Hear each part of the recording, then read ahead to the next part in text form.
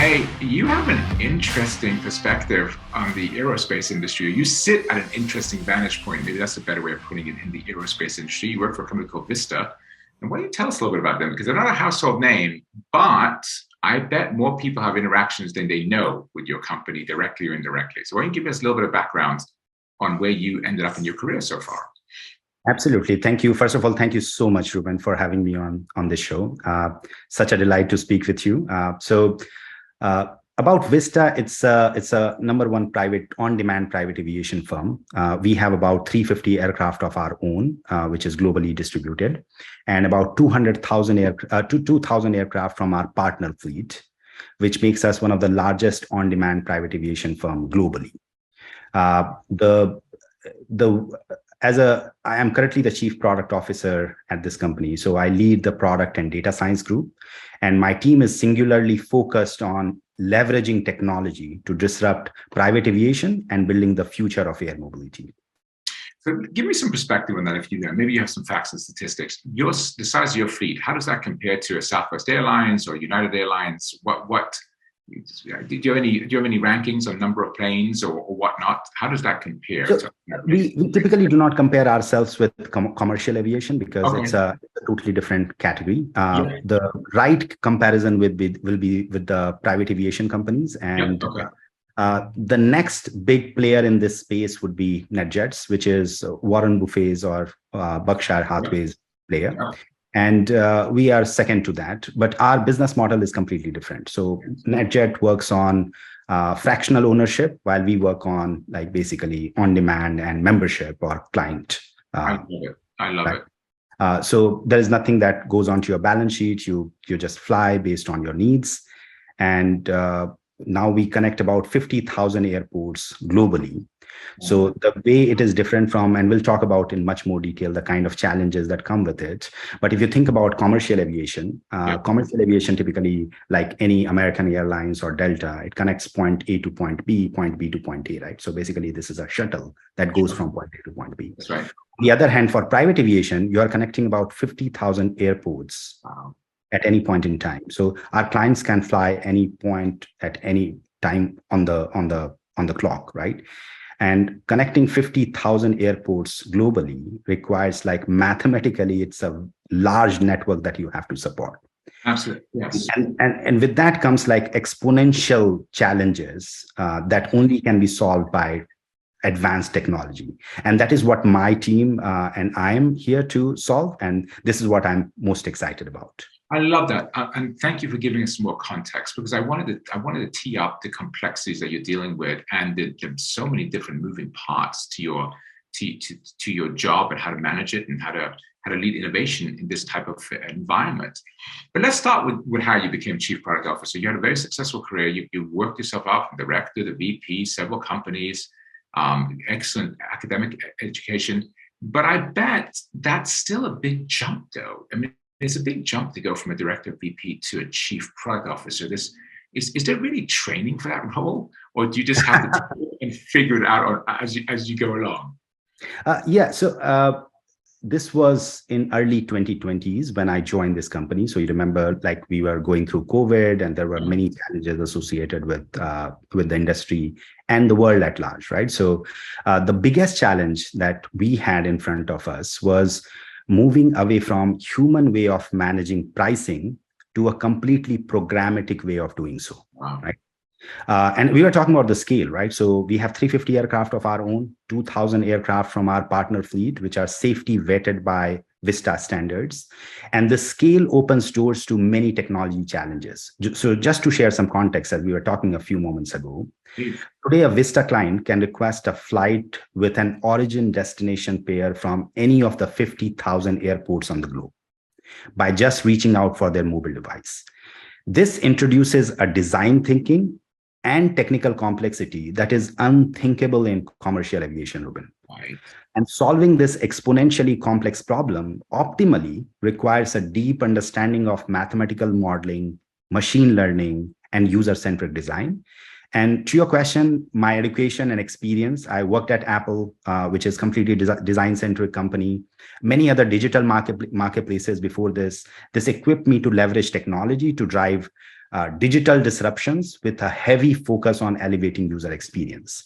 So a few years ago, an executive firm, research firm, introduced me to the leadership at Vista, and I started talking to the team, and I found an immense overlap of what I brought to the table as a person who has led data science team in the past, who has led growth and monetization projects in the past, and what this team was trying to solve, right? Basically, moving away from human way of managing pricing to completely programmatic way of doing so.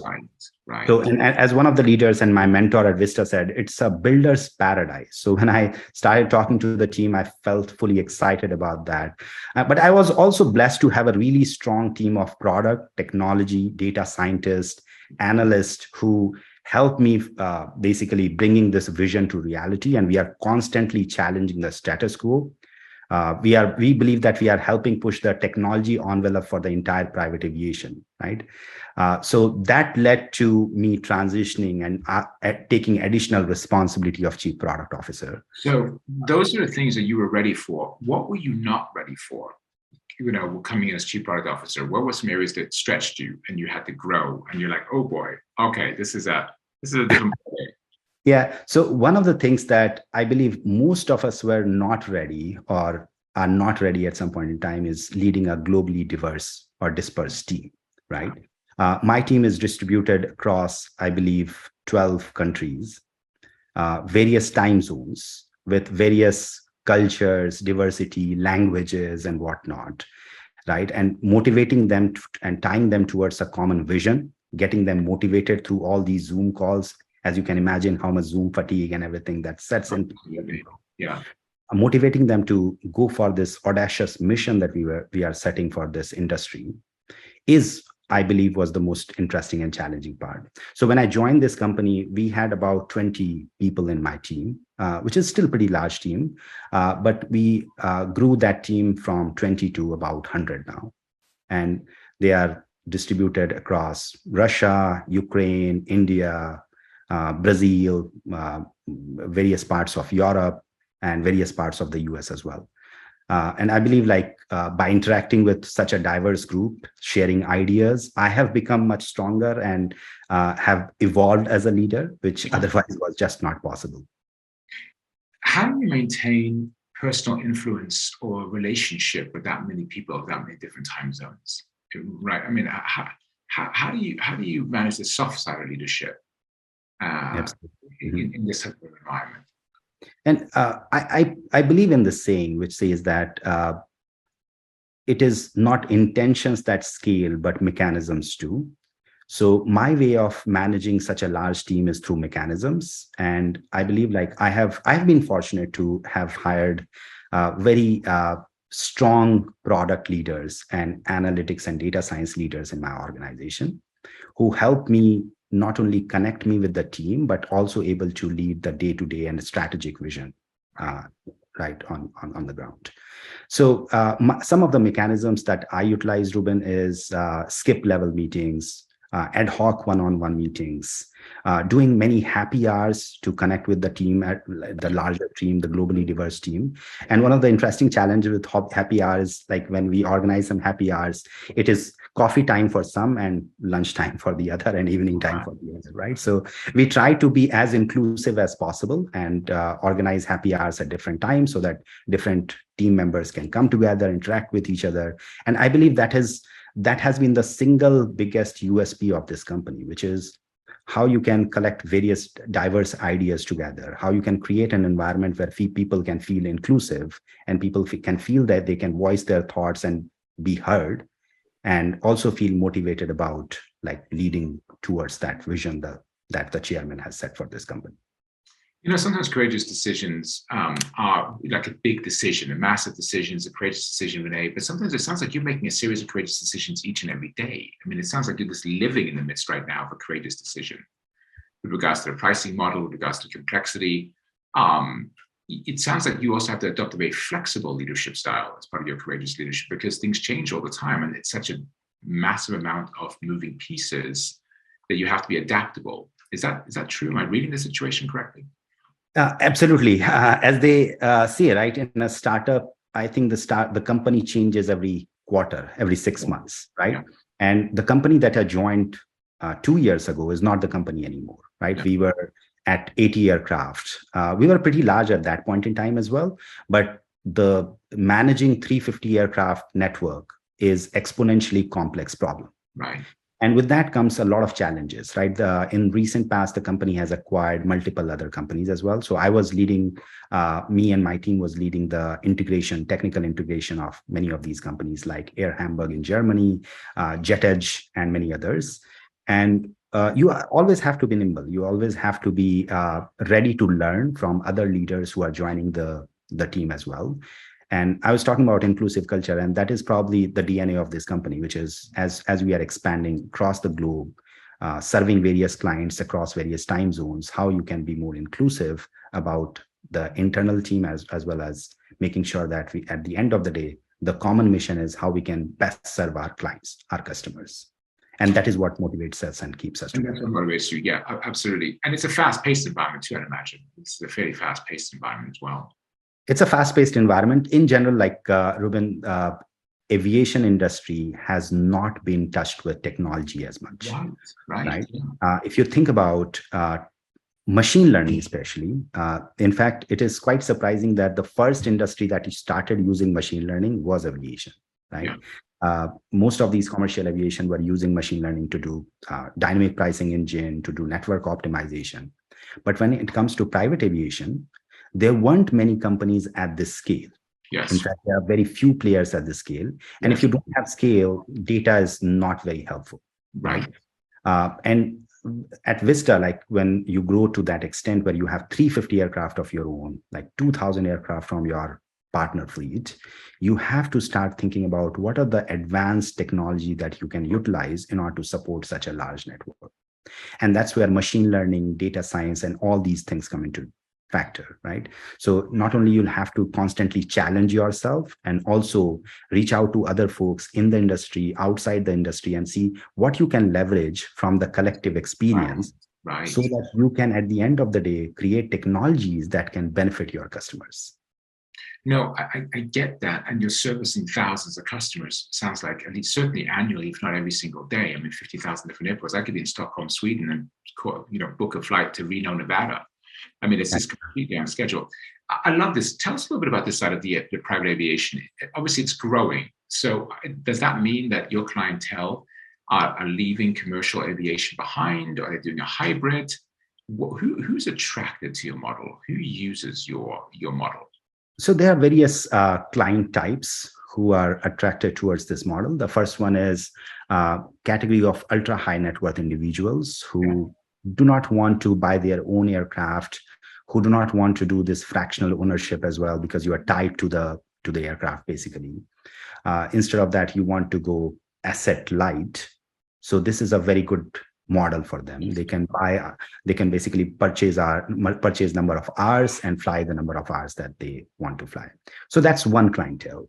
The other thing an interesting question that you asked is how basically commercial aviation or flyers of commercial aviation are attracted towards this.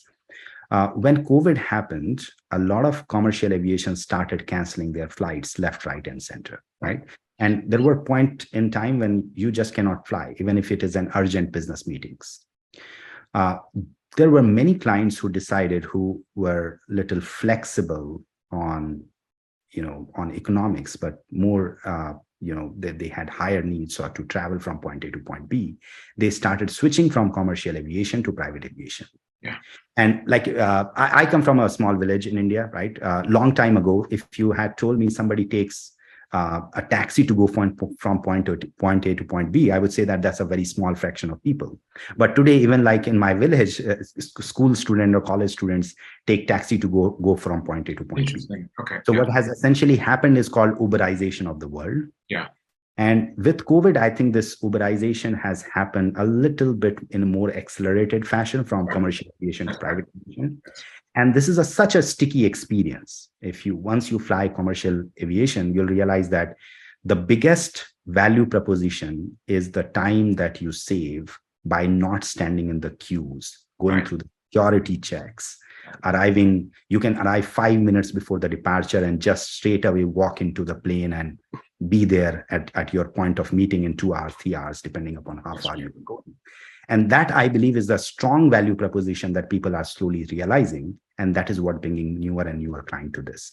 The other important aspect is there is also a network effect to it. Like you start talking about these experiences with the people around you, your friends, your family, and they get attracted towards this new mode of flying. That's right. And I believe like at Vista, we are not tied to a form factor of an airplane. At the end of the day, what we are building is a digital platform for demand generation. So as various form factors go from one form which you see today to any other form in the future, right? The flying from point A to point B will become much more economic, and I believe we are preparing ourselves for that future, and that will be the future of air mobility, or redefining the air mobility as well. I love it. I love it. You're a pioneer.